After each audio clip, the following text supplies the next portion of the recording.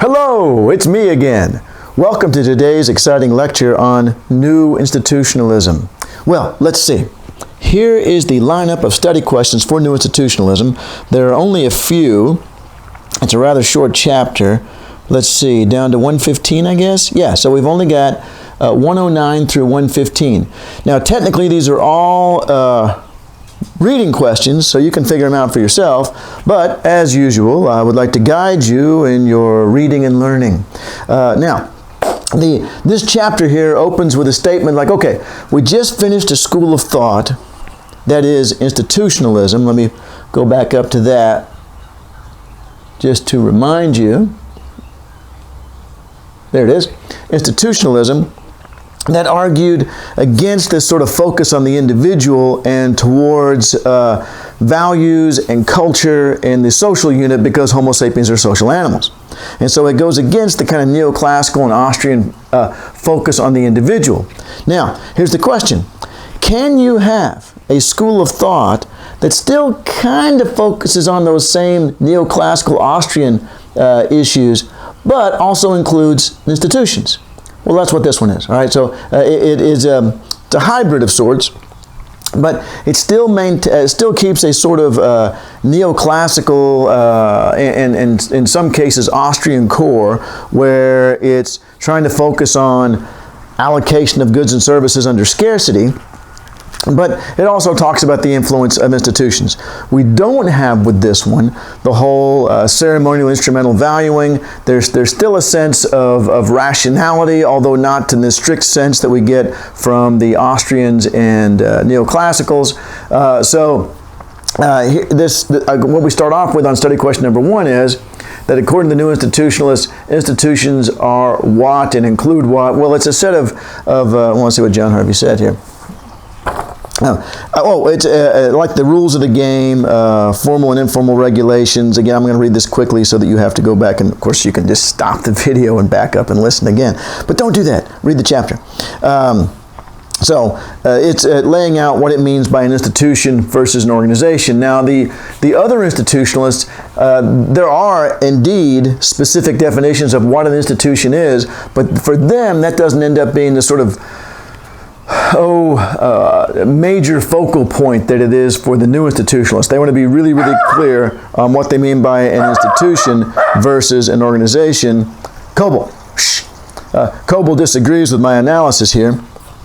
Now, what is it that makes an institution helpful? All right, so we have people operating in sort of a neoclassical Austrian world, but with these institutions that help reduce transactions costs, that help us carry out economic activity at a lower price. The example in the book is about, what if you had a share of stock and you wanted to sell it, but there were no stockbrokers? Well, then you'd have to get on the phone and call everybody in the phone book, which doesn't exist anymore, and try to find somebody who would be a counterparty to buy the share of stock. Well, stock brokering reduces that transactions cost. All you got to do is call one person who focuses specifically on buying and selling stock, and they will end up, having all these contacts where they can, so you got to pay the stockbroker. But net, the assumption is that this institution of stockbrokering actually lowers costs overall, because the cost of doing without a stockbroker will be much higher than having one. All right, so that's kind of the basic idea of what makes an institution helpful. And now, early on, this school of thought, by the way, it's Dr. Quinn that read this chapter for me. He leans this way, as does Dr. Fike, but Dr. Fike wasn't at TCU when I first wrote this chapter. So anyway, and he mentioned that I had picked up on this phenomenon in their school of thought, and that is that it's changed a lot over the years. It's not that old, 20, 30 years, 30, yeah, maybe 30. And so as a consequence, even in that short time, there's been a shift in focus. So I'm going to say one thing up here in 111 and then kind of change my mind as we get down further. How can relative prices play a role in determining whether or not institutions survive and harmful ones die. And first of all, you have to understand, it took me a while to figure this out when I was reading the literature on this myself. By relative prices, they don't literally mean a price. They mean that, let's say there were other institutions in addition to stockbrokering that would help you sell a share of stock. Well, the one that cost the least, the one that reduced costs the most, would be the one that survived. So that kind of relative price, in a way it almost ought to be relative cost, would be easier to remember. The ones that reduce costs the most are the ones that are most likely to survive. And those that don't do well should fall into disuse and die. All right, so we go from 109 to 111, and we get this sense that, don't worry, the economy always makes the most useful institutions survive, and the ones that aren't useful are going to die off. Well, this is great. It takes care of all our problems. Except then, as they started doing more and more research, these new institutionalists decided, you know what? It's not that simple. It turns out that actually, good Lord, that actually there are things that prevent this efficient process from taking place. Prevent this efficient process from taking place, which is interesting. That a school of thought, they could say, you know, boy, our initial ideas, I don't know if we want to call this a Kuhnian revolution or not, but it certainly is a significant change from what they thought originally. They said, you know, actually it turns out, and that's the next study question, in addition to relative prices, what three factors can play a role in determining which institutions survive? And they are power, ideology, and path dependence. It turns out that people, and this is going to be very reminiscent of the institutional school of thought. Speaking of which, Dr. Quinn and I have co-authored a couple of papers. It's really hard to co-author with somebody with whom you disagree strongly. I disagree with some of the stuff in this school of thought, but there's enough overlap for us to be able to write a paper together. So anyway, going back to this relative prices, this is going to, in addition to relative prices on 112, this is going to sound familiar to the other institutionalists. They're going to say, well, actually, an institution can survive even if it's not very useful if the people who benefit from it are very powerful. That generally speaking, as we said in the earlier videos on institutionalism, those who have the power to make the change rarely have the incentive to make the change. And so, again, the new institutionalists came around as they were doing research to the conclusion that it turns out that actually this sort of process of good institutions winning and surviving and bad institutions dying off, that doesn't always happen. In fact, there's authors in this tradition that say, you know, usually it doesn't. Usually the bad stuff wins because somebody in a powerful position is benefiting from it. So I said power, ideology. Ideology is quite similar to you know, sort of an institutionalist from the previous chapter view, and that is that people's worldviews, this is the worldview of a society, they can hang on to things that are actually harmful to them because ideologically they think they're right. They think that's the right way to live. That's very similar to ceremonial valuing in the previous chapter. And then last was path dependence. And path dependence means that there are some institutions that survive simply because once we started down that road, it was hard to change tracks, even when it turned out that changing tracks would be more efficient. The classic example of this is, I have a keyboard right here. The QWERTY keyboard, all right? Let's see here. QWERTY, there it is right there on the keyboard. And this kind of keyboard right here, all right, was originally designed to be intentionally inefficient. And sorry, I just thought about bringing this up here. Let me search for,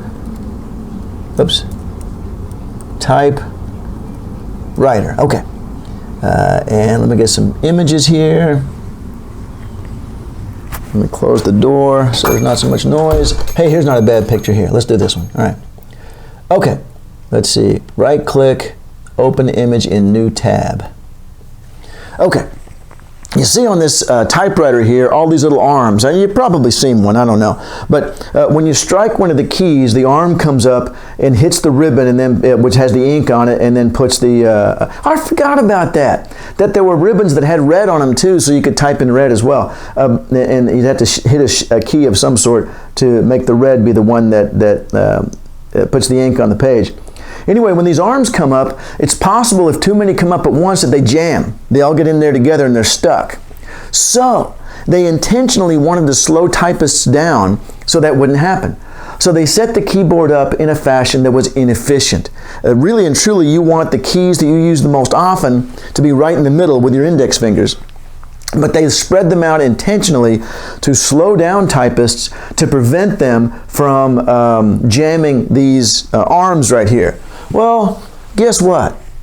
When I type on this sucker right here, there ain't no arms other than mine that are going to be moving. So we don't really need that anymore.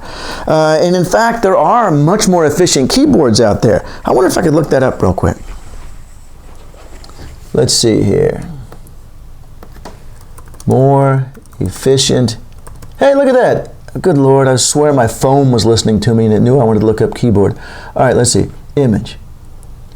And hey, look at that. Oh, not link. Sorry, I wanted to do open image.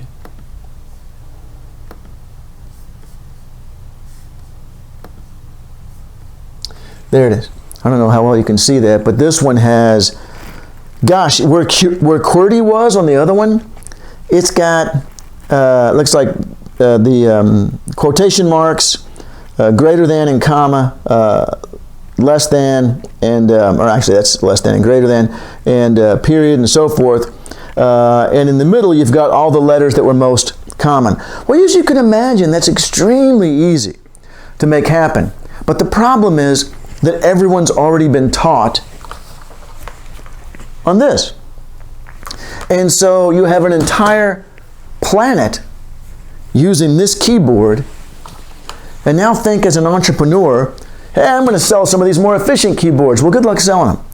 Because not only is there the problem of retraining yourself on this, but then what about if you go to the library to use one of their computers?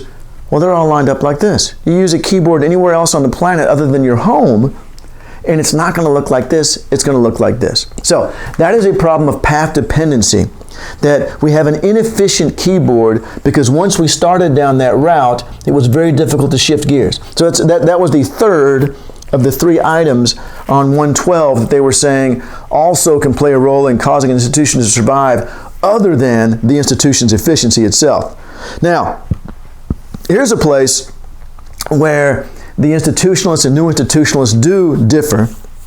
The institutionalists, I never said this, but perhaps it was implied, they don't view markets as good or bad. There's a very strong sense with the Austrians, markets are good. There's a very strong sense with the Marxists that certainly capitalism is a better stage of history than all those that came before, but it's exploitative and has internal contradictions and stuff like this, so it's going to go away. The institutionalists of the previous chapter, not these ones, to them, they're like, markets are a tool. Markets are no more good or bad than a hammer. You know, if you asked a carpenter, are you pro or anti-hammer? They'd go, what are you talking about? It depends on what job I have at hand. If I have a nail to drive into a piece of wood, I'm very pro-hammer. But if I have a screw to put into a piece of wood, I'm kind of pro-screwdriver. So in the same sense, are you pro-market? Well, to the institutionalist, they'll be like, what a stupid question. I'm pro-market when the market achieves our goal most efficiently. And I'm not pro-market when it doesn't. Well, this school of thought leans kind of pro-market, all right? So that's a difference between the institutionalists and new institutionalists. They believe that the institution of capitalism with the idea of private property is a generally more efficient system because it creates incentives that don't exist in other systems. That, and I think I read this in one of the books or papers I was reading to create this chapter here, that, you know, if you're a potato farmer but you farm as a, you know, sharecropper for someone else, you don't have a huge incentive to be more efficient. But if it's your potato farm and you're the one that will directly benefit from increasing efficiency, then there's a much greater incentive for you to want to work hard and create a more productive potato farm.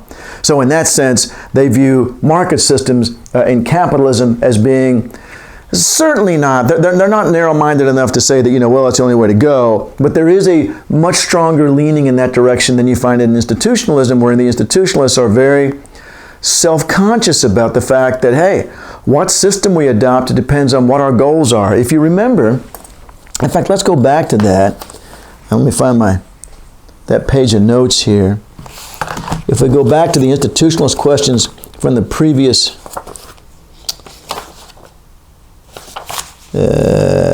lecture. There it is. But it's spread over a couple of pages, so that's going to be hard to read. So let me actually pull it up here on the PowerPoint.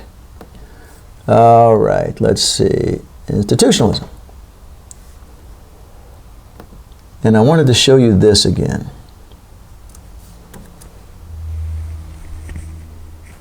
Now, I must hit the wrong key. Okay, remember this. All behaviors evaluated to evaluative criteria. Instrumental valuing. Instrumental values are based on logic and reason and are goal-oriented, all right? So it depends on your goal. What is your goal? And does a market system achieve that goal? Well, if so, great. But they're neither, they are as much pro or anti-market, the institutionalists of the previous chapter, as a carpenter is pro or anti-saw. When you word it that way, like, what a foolish question. Why would in general a carpenter be pro-saw or anti-saw? It clearly is a question of what problem do you have at hand? What is your, where am I here? What is your goal? So, going back to the study questions here. All right. And, to tell you once again, as I said in the previous video, or one of the previous videos, don't forget, this is just a reminder to me. This has nothing to do with what you have to do to answer the study questions. For example, this next study question is not drawn from that PowerPoint. It's from the book. But that's just to remind me, because I found out a couple years ago that I have a tendency to forget that I had made these PowerPoints, and some of them quite detailed. I went to a lot of work, and it's like, oh my gosh, I forgot I even had that. So I started putting it in the, actually just this semester, started putting it in the list of study questions to remind myself. Anyway, the last part of the chapter in the book says, well, how about an example of a new institutionalist piece of research? And in writing this book, I asked somebody from every school of thought, to at least one person, sometimes two, to read the chapter for me and let me know, is this okay? Would you be comfortable as an Austrian sharing this chapter with your students, or would you object to it? Because I wanted to make absolutely sure that, obviously I have a viewpoint. I have schools of thought that I think make sense and ones that I don't think make sense. But the goal, and so many books similar to this one, were so obviously biased, and I really disliked it, and I wanted to make sure I didn't do that. So that's why I sent it off. So, as I mentioned earlier, this one went to Dr. Quinn, and of all the comments and recommendations made to me, I accepted every single one that I got from all of these other scholars, except one. Dr. Quinn said, I shouldn't be in this chapter, I'm not famous. And I said to Quinn, I don't care. You're going to be in here. And here it is. The example I use in this chapter of a new institutionalist research paper, so that you can kind of understand what it's all about, is a paper by Dr. Quinn. Quinn and Roberts works at the Atlanta Fed. And this is a responding to a shadow banking crisis, the lessons of 1763. So they wrote this paper about Amsterdam in 1763 as a comparison to the financial crisis. And their question was, well, how did they respond back in 1763? How did that work out? What were the circumstances? Were they similar? Were they dissimilar? And how did it work out? Did we do a better job this time around? Okay, so here's the basic story. I just looked over this PowerPoint, and I'm not sure I want to bother with too much of it right now. Yeah, I just want to tell you this. All right, so here's the deal. The specific institution they're looking at is called merchant banking. And let's say that you are a maker of cloth, and there's another factory, that's what your factory does. There's another factory in the vicinity that makes clothes. So they want to buy cloth from you to make clothes. However, generally speaking, you've got to pay for the cloth before you can sell the clothes, right? So if you're going to be the clothes maker, you're going to have to buy the cloth, make the clothes, sell the clothes. So you don't have any money until the last stage, all right? So you have to borrow money, or you have to get credit. You have to get that cloth on credit. Now, one way would be to ask the maker of cloth to extend you credit. In other words, the maker of cloth to say, sure, take the cloth, sign this piece of paper telling me you're going to pay me in 1 month or whatever, once you've sold the stuff. So that's the extension of credit. And the problem is that then this is going to create a transaction cost. That now, as a maker of cloth, not only do you have to know how to make cloth, but you have to be good at evaluating whether or not somebody is a good credit risk, which is really a very different job. It can be very challenging for you to not only produce cloth, which so theoretically you're really good at, but then to also specialize in something else that's quite different, and that is figuring out whether or not someone is a good credit risk. So, what emerges to fill this gap? Merchant banking. Merchant banks are the ones that extend the credit. And so what they do is that the maker of clothes now, rather than immediately approaching the maker of cloth, approaches a bank and says, look, I need X amount of guilders, I guess since this is in the Netherlands, and to buy cloth. Can you forward me that amount of money? And then I'll pay you back later. And the bank says, sure, let's say. And then the bank pays for the cloth, and you pay the bank back, all right? Now, very much like buying a car today, right? So the bank is going to take the risk, right? Now think about this. Think of what has just happened. The bank is going to be the entity that determines whether or not the clothes maker is a good risk. We don't have to have somebody who is both a cloth maker and an evaluator of creditworthiness. Now we have just one institution. One institution that determines the creditworthiness of borrowers. And so, presumably, if that's your only job, you'll be better at it. So we have this merchant banking industry that rises up that specializes in trying to figure out whether or not you're a good credit risk. And then they extend this credit. Now, if the maker of clothes defaults, it's the bank that's in trouble, not the maker of cloth, all right? So now we have shifted the default risk to someone else. Now, nevertheless, the cloth maker does have to worry, because if you remember from the post-Keynesian chapter and how banks are able to create credit, then any money, think about this back then, there is no deposit insurance. So let's say that the bank has agreed to extend the money to the clothes maker, which of course the money goes straight to the cloth maker. So the cloth maker has a deposit at this merchant bank. If the merchant bank goes under, the cloth maker is screwed, all right? They lose their money. Now, so let me say that again. When we didn't have a merchant bank, if the clothes maker was unable to make their payment, the cloth maker was screwed. All right, they didn't get their money back, they didn't get their money at all because they had extended credit initially. But now let's change the scenario to where we have the bank as an intermediary.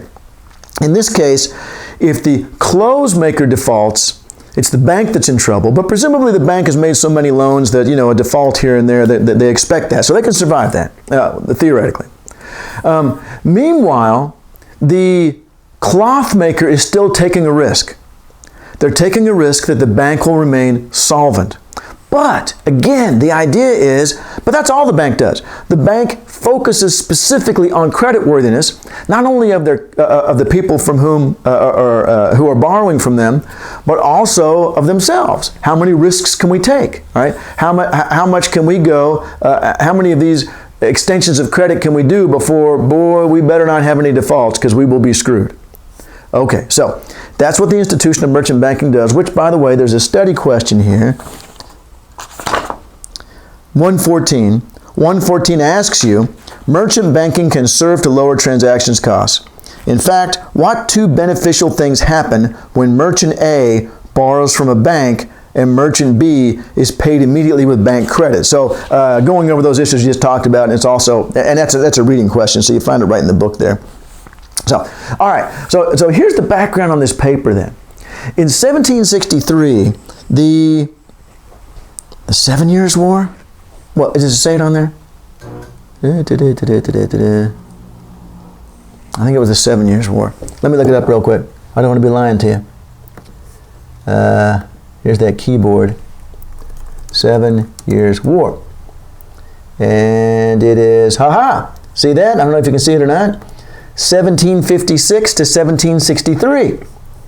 Now notice that the crisis, oh, I'm sorry, I've gone off the PowerPoint. Notice that the crisis is 1763. It's the end of the war. That's significant. Here's what happened. So war breaks out in Europe, and this means that the prices of many commodities was going up. There's an increased demand for cloth, for uniforms. There's an increased demand for foodstuffs for these armies, and plus a decrease in the supply because we've got people off being soldiers. So we have commodity prices rising. Well, if you are in one of these industries and you borrow money in January, by February, when you sell your output, prices are going up. This is a wonderful thing for you.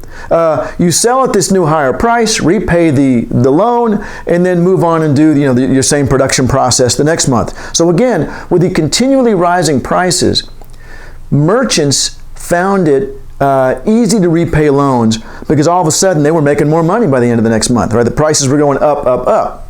Now, this attracted a lot of merchant bankers into this scene where they are getting in on this profit, like, man, everybody's paying back. Let's make some loans ourselves. And there were some pretty risky transactions. Now, guess what happened when the war ended? The prices fell back down again.